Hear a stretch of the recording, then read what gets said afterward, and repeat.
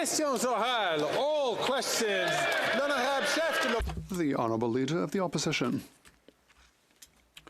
The Conservatives have an excellent tax to axe the tax, build the homes, fix the budget, and stop the crime.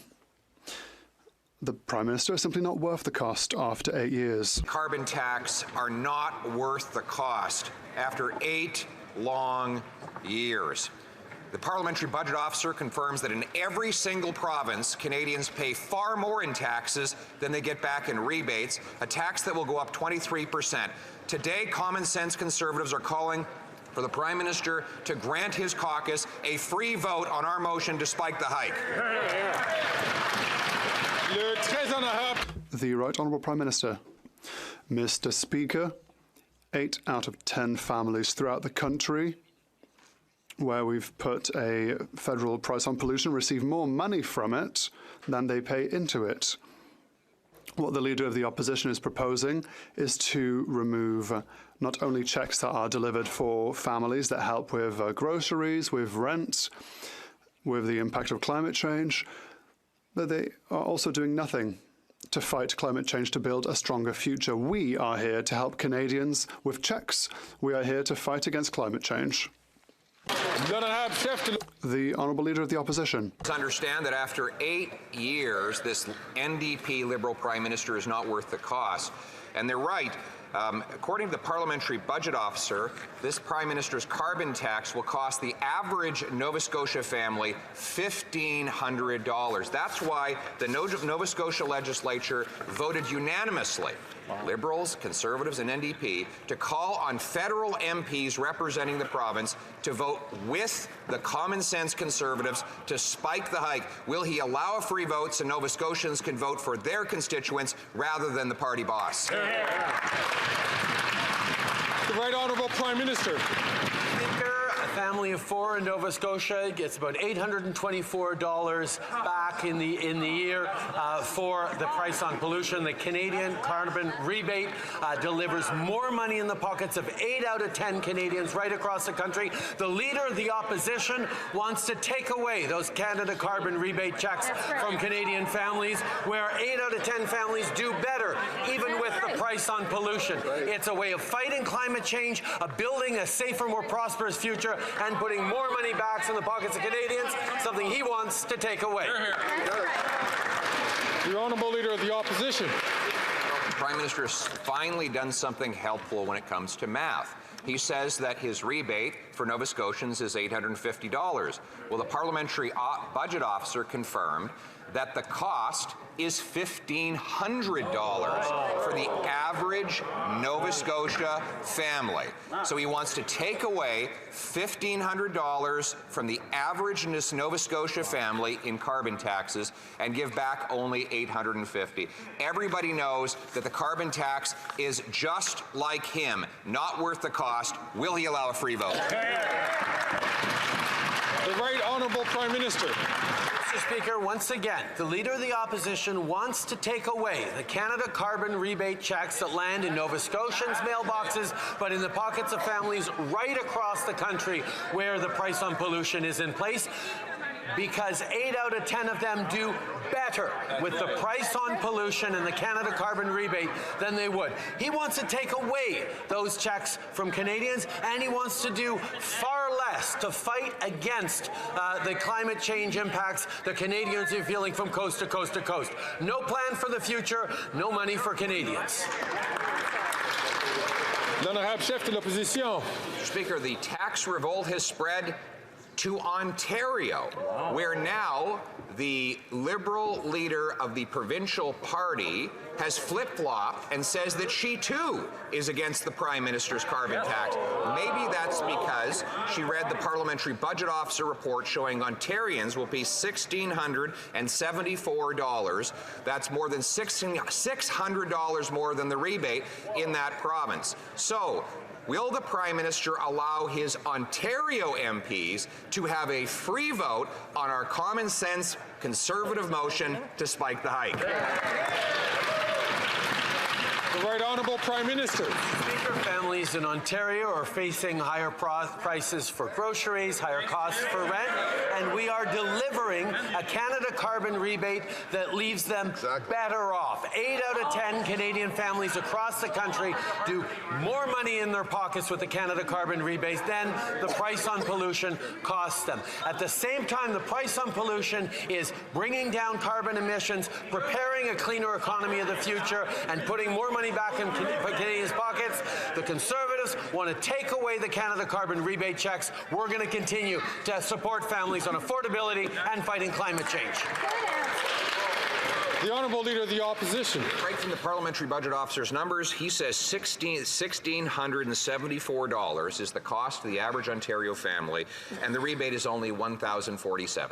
So Ontarians are paying more than they get back, just like British Columbians, where the NDP government is administering the federally mandated carbon tax. And according to the Vancouver Sun today, the budget presented by the NDP in that province says the carbon tax will raise $9 billion over 3 years and only pay back $3 billion. Mr. Speaker, that's a net nearly $6 billion net carbon tax cost. Will he allow BC MPs? The Right Honourable Prime Minister. Mr. Speaker, for Canadians watching politics and watching this question period, for reporters up in the gallery, or anyone who wants to see a concrete example of the fact that the leader of the official opposition doesn't care about facts, doesn't care about evidence, doesn't care about how the Federation works. He just wants to make clever arguments to score partisan points. The fact is, Mr. Speaker, that British Columbia price on pollution has been there since 2008 and will continue to be administered by British Columbia, not the federal government. Well done.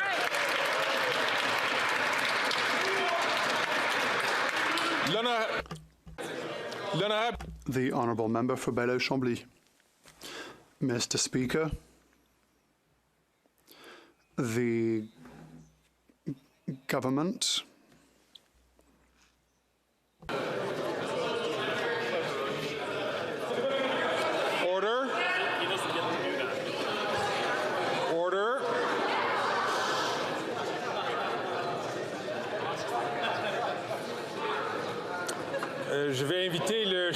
I would like to invite the Leader of the Bloc Québécois to restart his sentence, his question. The Honourable Member for Belleuil-Chambly.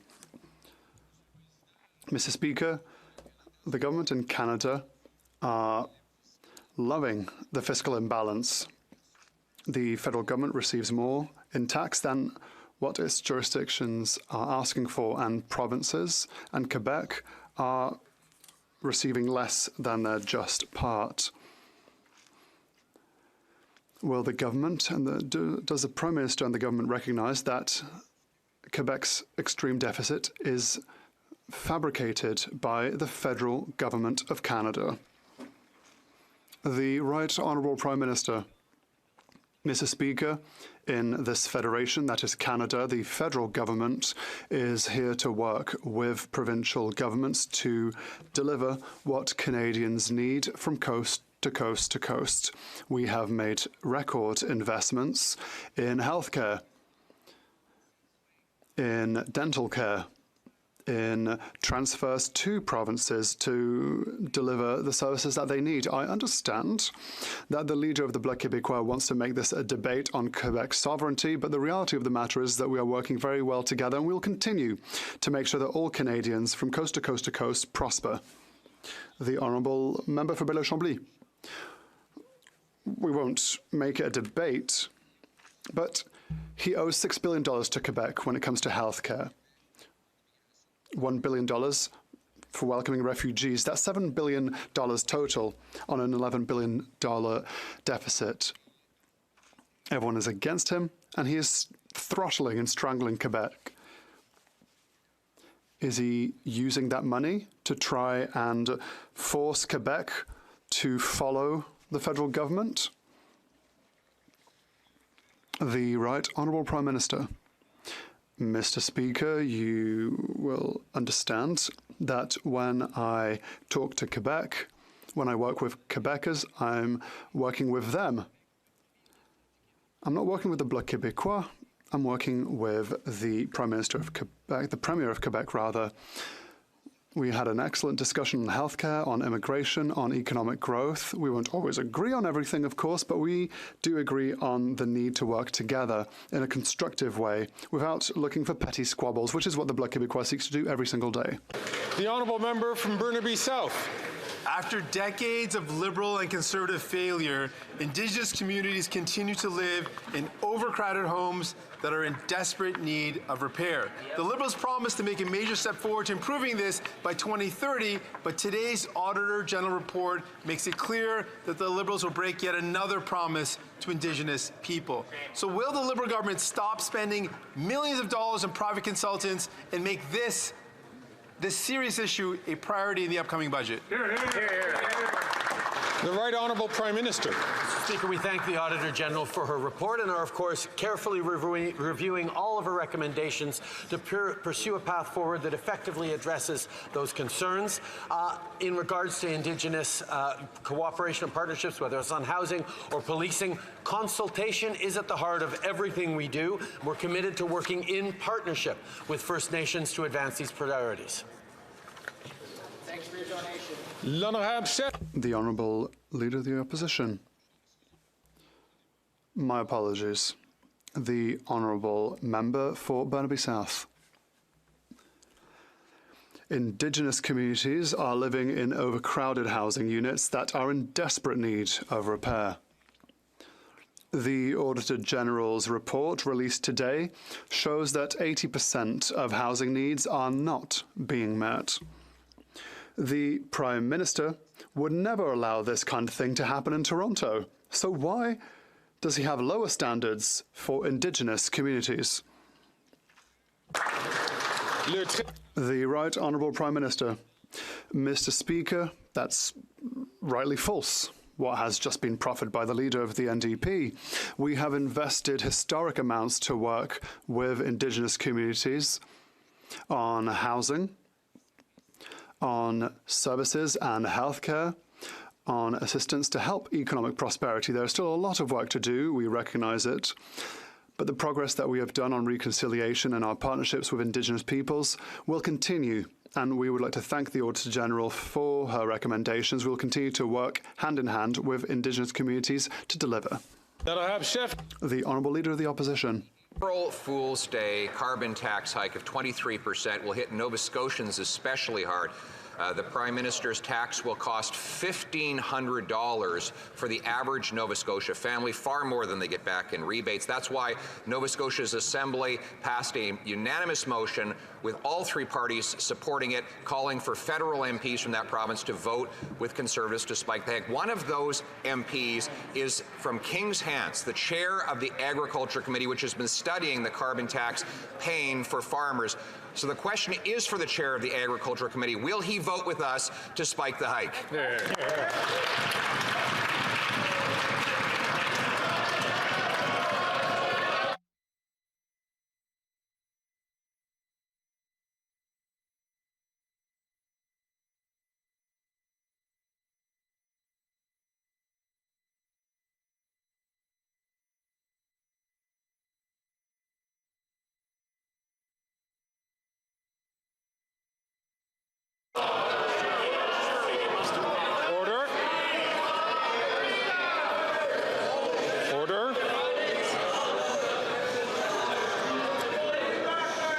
So, colleagues, of course, questions can be asked of the government regarding administrative issues of the government, and of course to committee chairs. It's important for Canadians to understand, though, that when questions are asked of committee chairs, it has to be regarding stuff that has committee business. That's before the committee right now, and so in consultation, we realize that that isn't the issue that is here before. So I see that the Honourable Minister for Housing is rising on his feet. Thank Thank you, Mr. Speaker. And look, what the honourable member is actually suggesting is false. We have real-world data to demonstrate in provinces where the system actually applies, families receive hundreds of dollars more each year than they pay in fuel charges. The Conservatives pretend to care about affordability, yet they oppose measures to put more money in the pockets of families. They pretend to care about affordability, but they oppose measures that protect seniors' pensions. They pretend to care about affordability, but they vote against measures to remove the interest on Canada's student loans. Mr. Speaker, we will do everything we can to make life more affordable, including putting more money in the pockets of families while we fight climate change at the same time. The Honourable Leader of the Opposition. Well, that parliamentary censorship proves everything you need to know about this and everything else in this government. I asked a question of the member for King's Hands, the chair of the Agriculture Committee, who's now studying the painful impacts of the carbon tax, and the front bench here shut him down, told him to sit down and shut up because they had a better mouthpiece for the PMO who would stand and speak in his stead. Mr. Speaker, the question is for the member for King's Hands, the chair of the Agriculture Committee. His committee studying how the carbon tax hurts farmers. Will he vote to spike the hike?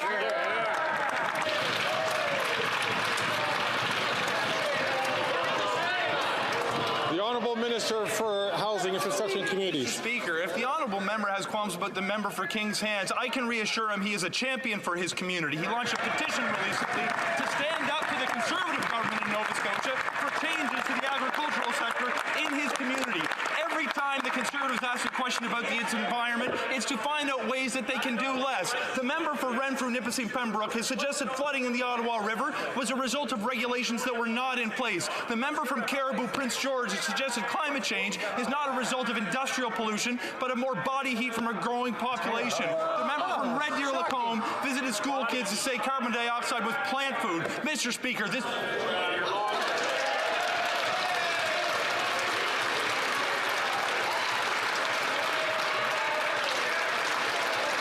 The Honourable Leader of the Opposition.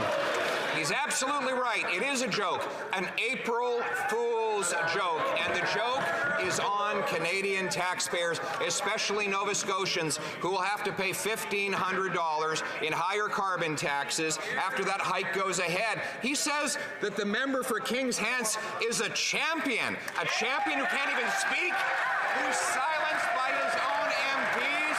Will the member...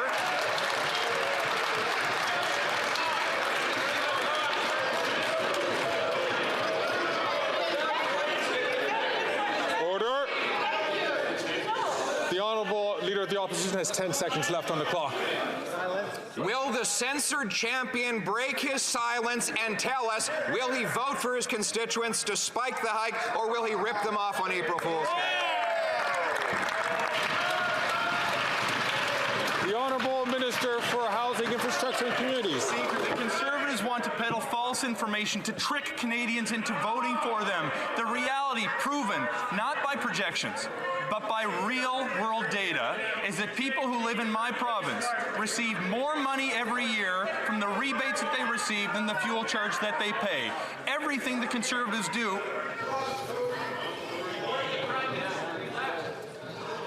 Order. The Honourable Minister has 15 seconds left on the clock. Mr. Speaker, at every instance the Conservatives have an opportunity to speak in House, they do one of two things: advocate to do less on the environment or to take money from families in my community. I will support neither. We will do whatever we can to put more money in the pockets of families and do the right thing for future generations.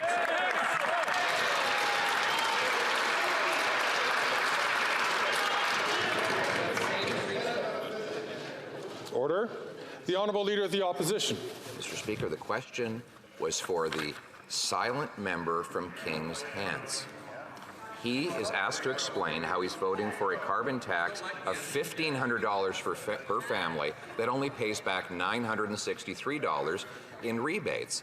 I asked him specifically to stand and answer, but he's been shut down and shut up by his masters in the PMO. So once again, will the chair of the Agriculture Committee and member for King's Hands stand in today and tell us whether he will vote to spike the hike or raise the tax?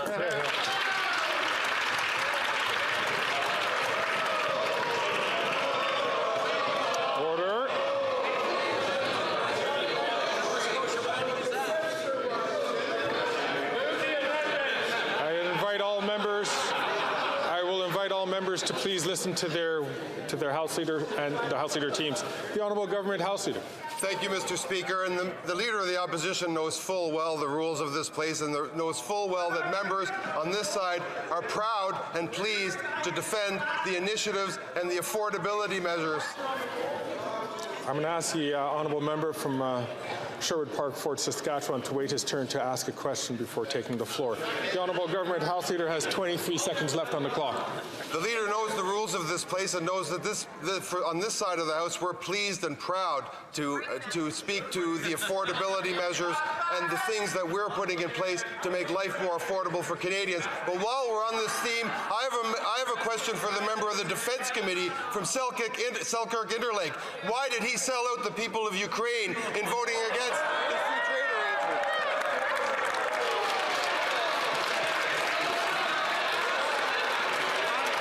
Order.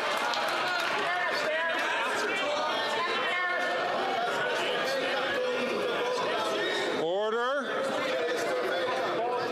I'll ask the Honourable Government House Leader to please have order in this House. The Honourable Leader of the Opposition. Mr. Speaker, the people of King's Hants, Nova Scotia, are learning they don't have a voice in Parliament because he has been silenced. The Prime Minister is terrified that he might stand up and get off script. He knows that the unanimous will of the Nova Scotia legislature, Liberals, Conservatives, and New Democrats, was passed in a motion calling for all of that province's MPs to vote against the hike. So will the member for King's Hants, who's the chair of the Agriculture Committee, stand up for farmers in his riding and vote with us to spike the hike? Yes or no? The Honourable Deputy Prime Minister and Minister of Finance. Mr. Speaker, the member for King's Hants stands up for farmers, stands up for his constituents, stands up for the people of Nova Scotia, and stands up for the people of Canada every single day. On this side of the House, we are incredibly proud to have him as our colleague. And one thing that he knows is the people of King's Hants do not need cuts, cuts, cuts, and that is all the Conservatives have to offer them or any single Canadian. The Honourable Leader of the Opposition. Mr. Speaker, the member for King's Hants is in the witness protection program today. He can't possibly stand up when his whip waves for him to sit down, which is exactly what happened a moment ago when I asked him a legitimate question as chair of the Agriculture Committee, a committee that's studying the devastating impact of the carbon tax on farmers in his riding and across the country. So for a sixth time, will he come out of the witness protection program and announce whether he will vote for our motion to spike the hike? The Honourable Deputy Prime Minister and Minister of Finance. Mr. Speaker, the Conservatives love to talk Canada down. They traffic in fear and falsehood. But on this side of the House, we believe in Canada and we believe in Canadians. And that's why I am so glad to share some good news with the members of this House. And that is the inflation number for February, which came out this morning, 2.8% below expectations within the Bank of Canada's target range. That is the second month in a row. In January, it was 2.9. Within the target, our plan is working, Mr. Speaker. The Honourable Member from Montcalm. In 12 days, Ottawa will cut $1 billion from healthcare if Quebec does not accept conditions that are its own jurisdiction. 12 days when we are talking about sums that Quebec and Ottawa have been agreeing on for over a year. If the federal government's priority were patience, this money would have been transferred a long time ago. But no, in 12 days, it's either the acts or accepted conditions. The federal government is holding sick people hostage with the money they pay in taxes. Why not simply give priority to patients by transferring the money right now without conditions? The Honourable Minister for Health. Thank you, Mr. Speaker. It's a bit odd. It's always the Bloc Québécois who are looking for squabbles. But when I talk to Minister Dubé and the Quebec government, they want to work with a spirit of cooperation with our government to improve the health of all Quebecers. And that is the reason for which there will be an agreement with the province of Quebec before the end of the month, Mr. Speaker. The honourable member for Jonquière. We could talk about tense intergovernment relations if only there were relations. Instead, the federal government has entered the phase of just saying no. No to unconditional increases in health transfers. No to the right to opt out of dental and medical insurance. No to support the reception of asylum seekers. Finally, the only thing the federal government won't say no to is our tax dollars. But Quebecers are entitled to have their say on what the federal government does with their money. Why is it so difficult to simply respect Quebec's wishes and say yes for once? The Honourable Minister for Transport.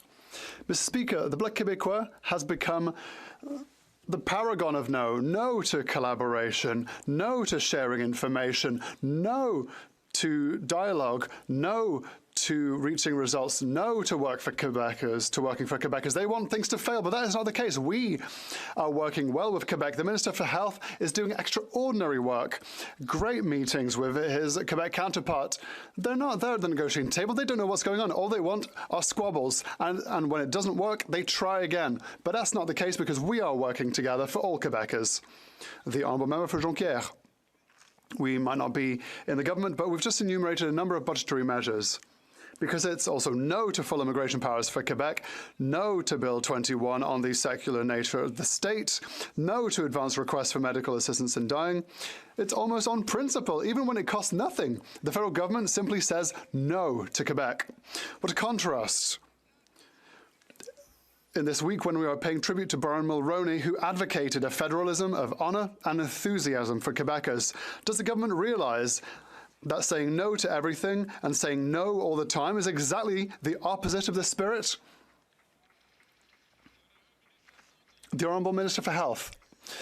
Mr. Speaker, it's only the Bloc Québécois that says no all the time. The Bloc Québécois is seeking out problems, seeking out squabbles, but for us, we seek out solutions together with Quebec to make sure that information is present in every province and every territory. And I'm eminently proud that we have an agreement with every province and territory so that we can increase the quality of healthcare throughout Canada. That is our objective. We will work in a spirit of cooperation and collaboration. We're not just going to play partisan politics like they want us to. The Honourable Member from Lethbridge. Last year in my riding, Colk Farms, a local producer, was forced to pay $62,000 just in carbon tax on his natural gas alone. That's $62,000. And what this Liberal NDP government doesn't understand, because it is so out of touch, is that when Canadians go to the grocery store, they pick up that bill when they go to buy groceries for their families. Canadians are already struggling, and now on April 1st, they're going to face another increase of 23%. Will the Prime Minister spike the hike and axe the tax? The Honourable Minister. And, you know, I'd like to say to the member opposite, I want a reminder of the rural top-up coming to the carbon rebate. So a family of four in Alberta is going to see $2,160.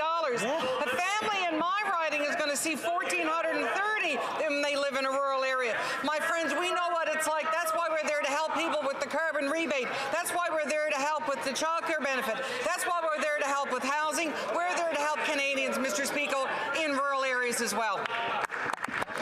Before I get to the Honourable Member from Lethbridge, I'm going to ask all members, please, to only take the floor when they are recognized by the Speaker to do so. The Honourable Member from Lethbridge. I think what's clear is that the Liberals have a dysfunctional relationship with the truth. Yeah. You see, Canadians pay more than they actually get back. And so for the average Albertan family, they pay $2,950 $2,043. Meanwhile, they get back $2,032, which means ultimately they are $1,000 in the hole. That is how much they are having to remit to this government. That is how much this government is pickpocketing from them. Why is this government doing that to Canadians when they are already struggling to pay their bills, make ends meet, provide for their family? The Honourable Minister. Mr. Speaker, I'm not sure what's happening on the Conservative side of this House. Maybe it's that they've joined the Ag Chair in the Witness Protection Program when it comes to defending the interests of Albertans and their pensions. Where's the MP for Edmonton Mill Woods? Where's the...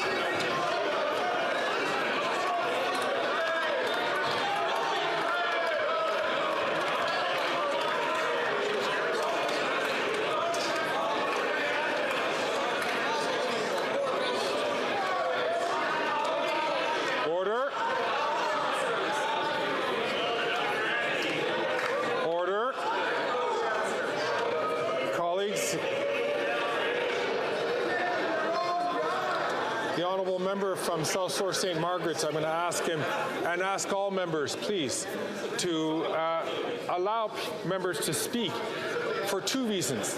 One, so that the speaker can hear the question or hear the response. And secondly, is because there are members who do not speak the other official language. And if they're trying to listen in their earphones, they can't hear. So please, I'll ask all members to restrain themselves. The Honourable Minister has 20 seconds left on the clock. Mr. Speaker, where are the Conservative MPs in this House when it comes to defending Albertans and making sure they have a dignified retirement? They are silent on CPP. They are silent on defending Albertans. They have been muzzled by their leader, and they are not standing up for Albertans, despite Danielle Smith's disastrous attempt to pull the Canadians out of the CPP. The Conservatives of nowhere. We're here for...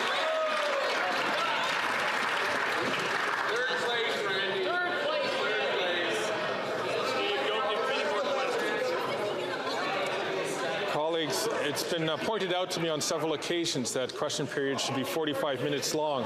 If we take up time from here, that means that questions get dropped. So let's not do that. Let's try to keep ourselves to time by respecting those who have the floor. I'm certain everybody would like to hear the question from the member from Tobic-Mataquac. Thank you, Mr. Speaker. I'll tell you where Albertan MPs are. They're standing up for their constituents and voting non-confidence in this government that needs to be replaced. Mr. Speaker, after 8 years of this Liberal NDP government, upwards of 50 active military families are using the food bank, and I just visited one in Oromocto, New Brunswick. 50 families who are serving at Base Gagetown, Canada's largest military base. This is an absolute disgrace and completely unacceptable. Now they're adding insult to injury by hiking their punitive, ineffective, and useless carbon tax. When will they finally listen to Canadians and show some respect to our nation's finest and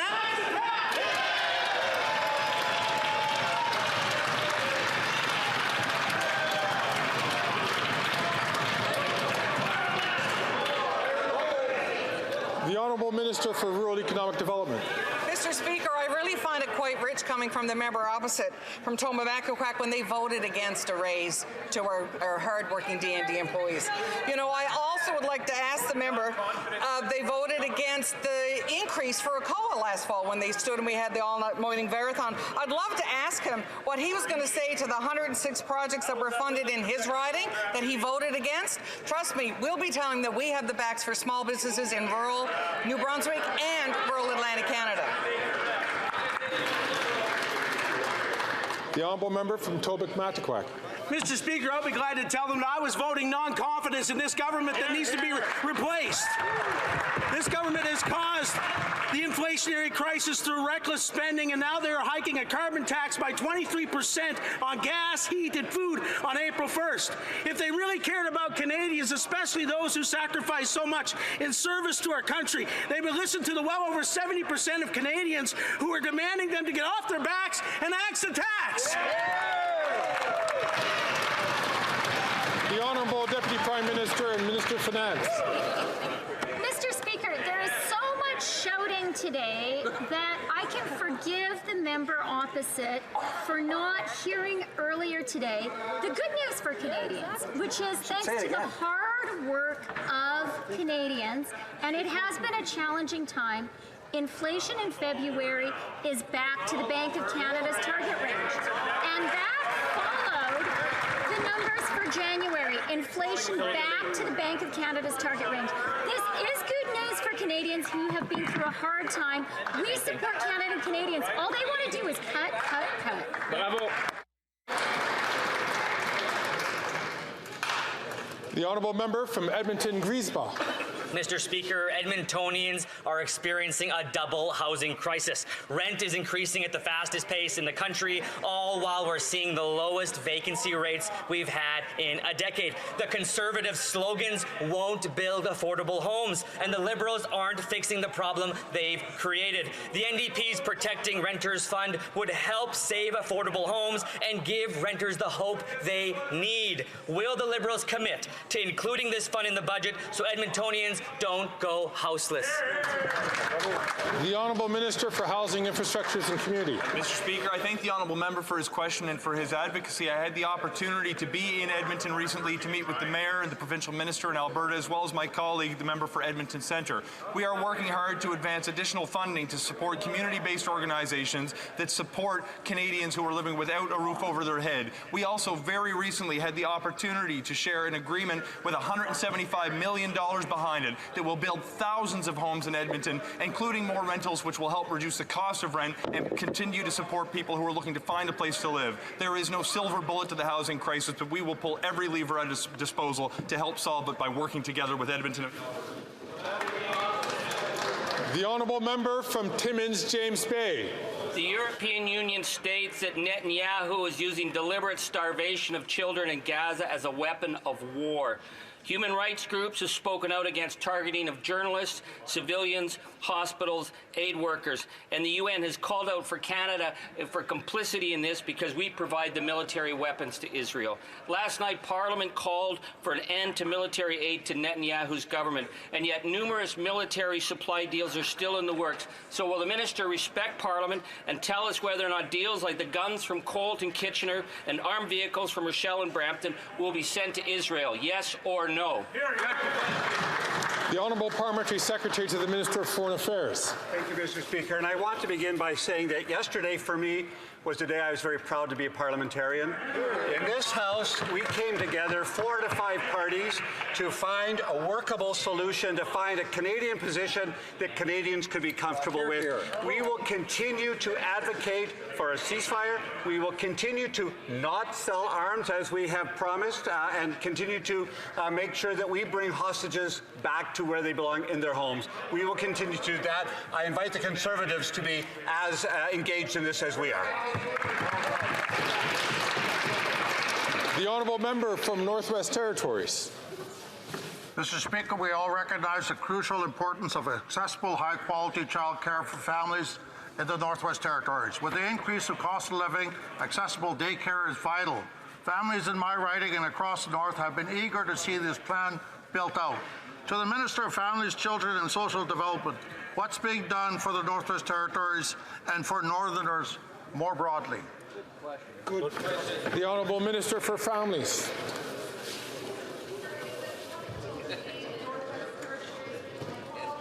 I met with Jude from the Yellowknife Daycare Center, Jennifer at Aurora College, and many others who were able to share with me firsthand the impact of our Canada-wide system on making life more affordable. As of April 1st, families in Northwest Territories will see their childcare fees reduced to an average of $10 a day, saving them up to $9,000 each year per child. This is meaningful savings, Mr. Speaker, each and every month for the mums and dads in Northwest Territories to put towards the essentials that their families need. The honourable member for Mégontic-l'Érable. They're starving. That's how they are. That's the explanation of the food bank owner in Montreal. People are waiting in lines up. There was pushing because there wasn't enough food. After 8 years of this Prime Minister, food banks are overcrowded because food costs too much. What is the Prime Minister doing? Raising the carbon tax on April 1st with the support of the Bloc. It costs a lot to bloat Bloc, Mr. Speaker. When will they cancel the 23% increase in the tax slated for April 1st? The Honourable Deputy Prime Minister. The survival of our planet is at stake. I cannot ignore this climate emergency and continue to look my two sons in the eyes. I would like to quote Premier Legault. He's proud of Quebec's carbon capture system. It's a Quebec system, and Quebecers are proud of it. The Conservatives want to demolish it. We will not allow this. The Honourable Member from Mégantic-l'Érable. Mr. Speaker, the survival of Quebec families and a growing number of workers is at stake right now because food costs too much. Food costs too much. Why? Imagine Quebec imports food from the rest of Canada. Farmers that grow food pay the carbon tax. The food processors pay the carbon tax.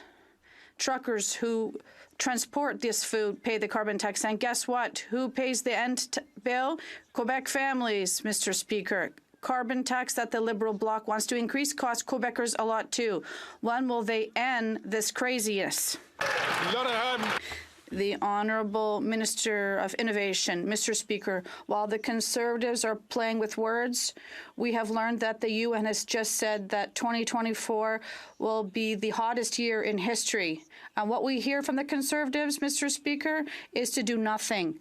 The planet is sounding the alarm, and that is why on this side of the House we're going to continue to invest to fight climate change. We're going to continue to invest in Canadian families, and Mr. Speaker, we're going to continue to invest in this despite the fact that the Conservatives want to ignore climate change in this country. The Honourable Member for Bellechasse-les-Échemins-Lévis. Thank you, Mr. Speaker. After 8 years of this Liberal government, more and more Canadians are using food banks. People are so hungry that tension is mounting in food bank lines. So much so that the police have to intervene to restore order during food distribution. The Liberal government, supported by the Bloc, is going to raise, once again, the carbon tax on April 1st. It's not an April Fool's joke. It costs a lot to vote Bloc. Apart from making Quebecers suffer even more, what's the Bloc for? The Honourable Minister of the Environment and Climate Change. Mr. Speaker, I think there are a lot of people who are watching us at home and just can't believe how much disinformation from the Conservatives taking place. It seems to be limitless. The member just asked a question, and they voted in favor of the carbon price in Quebec. They were part of a government that was a North American leader that was under their climate-denying leader, they've changed their minds and they've denied all their principles. This is unacceptable.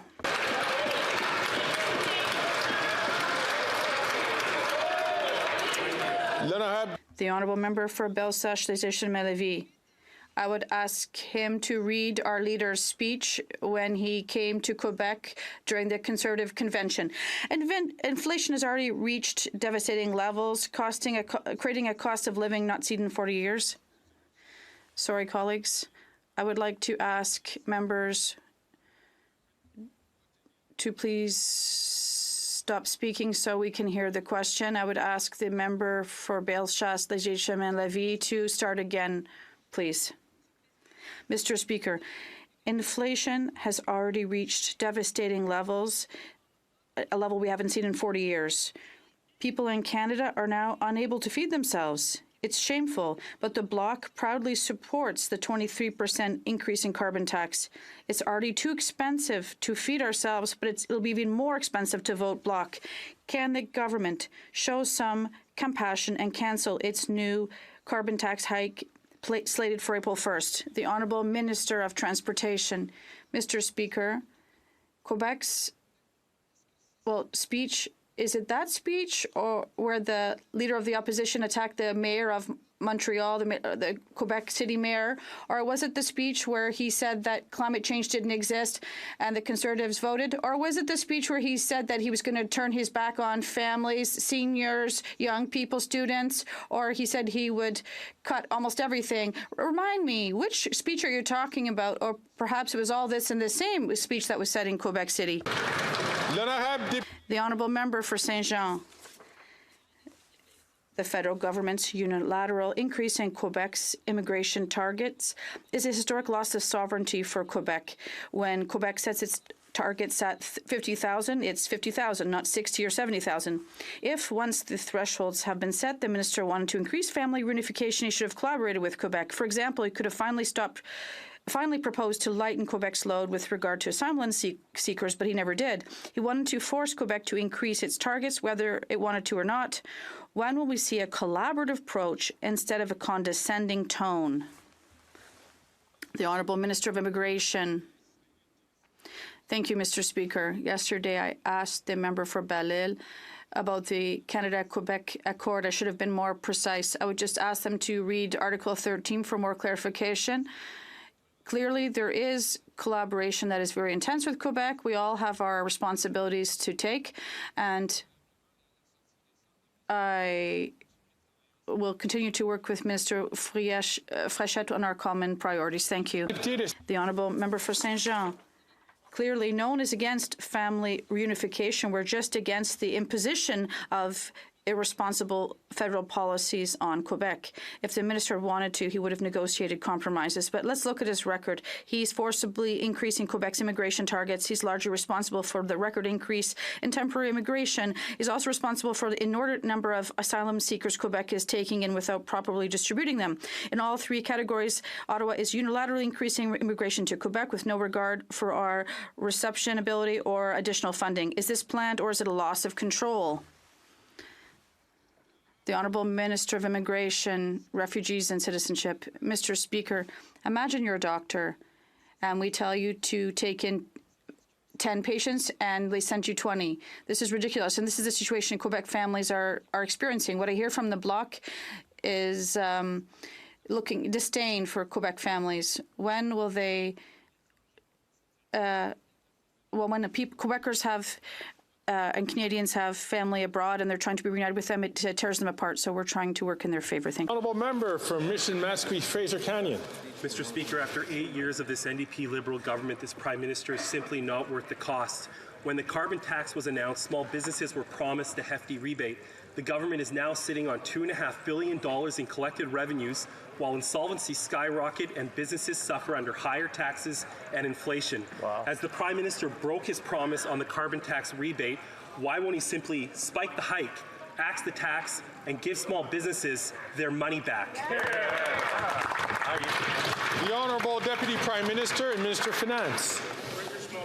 Mr. Speaker, the MP who just spoke is a member of Parliament for BC. British Columbia is rightly proud of its place as a leader in Canada and the world in putting a price on pollution since 2008. This is a provincial system that the people of BC support. Exactly. So either the Conservative Party is ignorant of this or disrespects the people of BC. When it comes to small businesses, that money will be going back to small businesses very soon. The Honourable Member from Mission Mascouche, Fraser Canyon.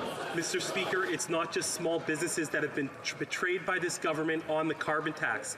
First Nations and Métis communities are owed over $1 billion in promised rebates. In what seems like a sick April Fool's joke, remote and rural communities will see the cost of the carbon tax increase by 23% on April 1st. This means higher costs to operate schools, band offices, and businesses. So I'll ask again, when will this government spike the hike, axe the tax, and give remote and rural Indigenous communities and Métis communities their money back? The Honourable Deputy Prime Minister and Minister of Finance. That's a sad question. Mr. Speaker, I have a lot of respect for that MP from British Columbia, but I am really disappointed that he seems entirely ignorant of how the price on pollution works in BC. There is no federal backstop in BC. There is no federal backstop on BC small businesses, on the people of BC. BC has an exceptional system pricing pollution, which the province has had in place since 2008. The people of BC are proud of it, and they should be. Honourable member from North Okanagan, Shuswap. Mr. Speaker, $100,000 is not chicken feed, because Richard, a farmer in the Shuswap, paid that out in carbon tax to run his farm instead of buying feed to raise chickens and put food on Canadians' tables. Now, this NDP Liberal Prime Minister wants to raise the carbon tax by 23% as part of his plan to quadruple it. After 8 years, this Prime Minister is not worth the cost. Will he spike the hike, axe the tax, let farmers grow the food so that Canadians can afford to put food on the table? The Honourable Minister for Rural Economic Development. Mr. Speaker, I'm proud to be part of a government that understands climate change is real and understands the impact that it's having on farmers from coast to coast to coast. I've seen firsthand as I've traveled the impact of hurricanes, the impact of drought. All that has a cost on our farmers. I'm proud to be part of a government that is fighting climate change so my little granddaughter can say, Nanny, you tried to make a difference, because climate change is real and it is impacting everyone.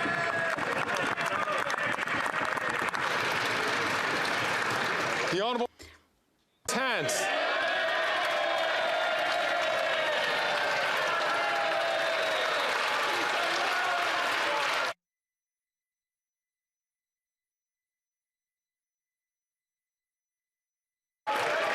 Order.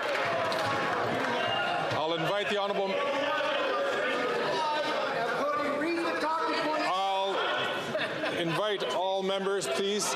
There seems to be great enthusiasm to hear from the Honourable Member. The Honourable Member from King's Hands from the top. Speaker, I'm glad the Tories stood up. They might not like the question, though, because the member from Carleton talks about farmers in King's Hands, but he actually stands in their way. He will not allow Bill 234 to come to this House to actually be voted on. And so I called on the member of Carleton to actually do that to support farmers.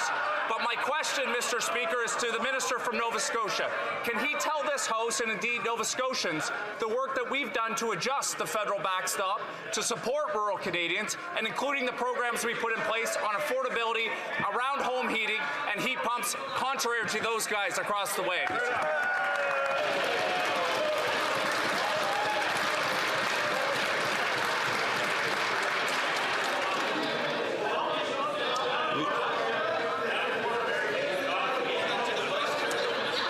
The Honourable Minister for Housing, Infrastructure and Communities. Mr. Speaker, over the past year and a half in our home province of Nova Scotia, we have felt the impacts of climate change more than any other part of the country, with wildfires, Hurricane Fiona, floods in the Honourable Member's riding. He has been a staunch advocate for rural communities and for the agricultural sector every step of the way. Because of his advocacy, we have doubled the rural rebate that households in Nova Scotia receive. Because of his advocacy, we are helping cover the cost of heat pumps that is saving between $1,500 and $4,700 a year. And because of his advocacy, the provincial government is retreating on a policy that would impact the wine growers in his region. I am proud to stand alongside him today and will be for years.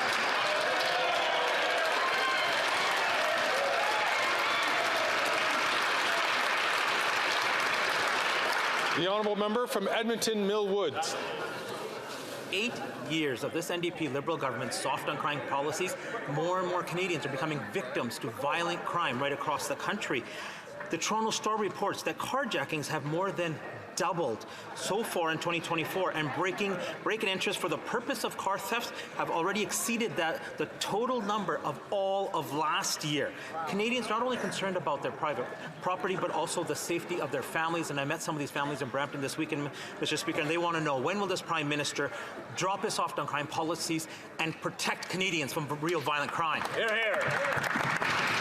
The Honourable Minister for Public Safety. Mr. Speaker, our government is always focused on protecting Canadians from crime. Absolutely. That's why we're working with police forces, municipal authorities, and provincial governments to do exactly everything we need to do to crack down on this increasingly violent criminal activity. I've had conversations with the Premier of Ontario, with police chiefs across the country. The RCMP are working in collaboration with their partners in these jurisdictions. The Canadian Border Services Agency sees 68 vehicles at the Port of Montreal this week alone. And Mr. Speaker, we'll continue to do everything we need to do to keep Canadians safe. Excellent. Exactly.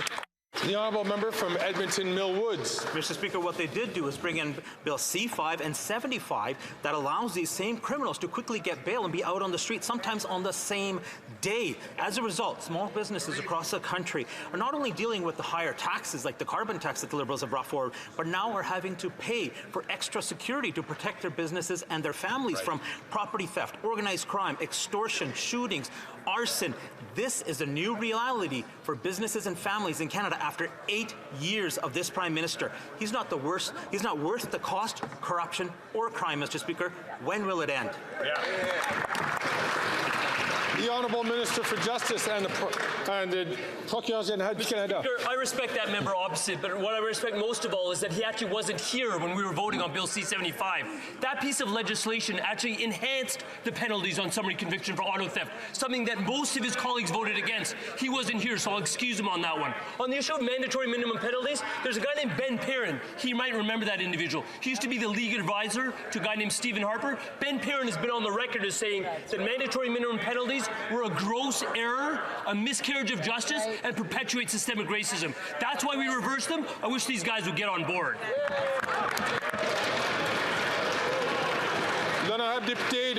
The honourable member for Charlesbourg-Haut-Saint-Charles. Mr. Speaker, car thefts have almost doubled in Toronto on last year, and 2024 has just begun. And where have the stolen vehicles gone? The Port of Montreal.